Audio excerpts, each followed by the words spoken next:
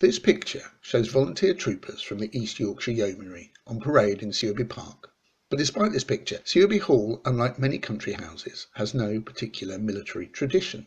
However, Yarburgh George Lloyd Greame, who inherited the house and estate in 1891, did hold a colonel's commission in the local Yorkshire Artillery Militia, and this was perhaps one of the reasons that he agreed to allow Sewerby Park to be part of one of the most remarkable military exercises seen in the area before World War II.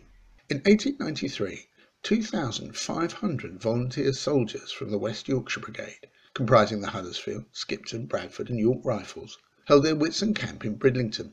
It must have been a spectacular sight to see so many soldiers in their scarlet jackets, and it was not just local sightseers and spectators that the camp attracted.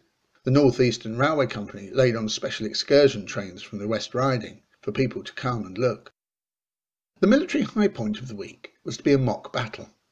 The scenario for the exercise was that an enemy, played by the Huddersfield Rifles, had landed on the coast at Flamborough Head and had set up a defensive position along Danes Dyke. Their objective was to hold the dyke till 11:30 a.m, by which time reinforcements would have arrived. In the meantime, a force comprising the York, Bradford and Skipton Rifles had the objective of dislodging them. On the morning of the battle, the Huddersfield Rifles left camp early to take up their position. The main force was stationed at Danes Dyke, with 4 forward pickets. Picket number 1 was stationed at Danes Dyke Farm.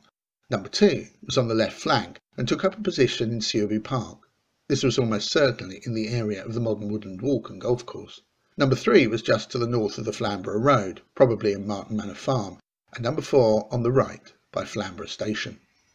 In addition, patrolling sentries were posted at all vantage points in Sewerby village to cover an advance from Bridlington, and in the grounds of Martin Hall a field hospital was set up to deal with the wounded from both sides.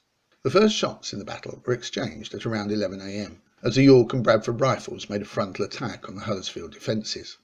The Skipton Rifles, meanwhile, attempted to get behind them on the right. After an initial success, the Skipton Rifles were stopped by heavy gunfire. Had this been a real battle, they would have suffered terrible losses. The York and Bradford men, however, had more success. Outnumbered and outgunned, the Huddersfield riflemen fell back through Sewerby Woods and across the North Park to Danes Dyke, where they were able to resist all attempts to dislodge them.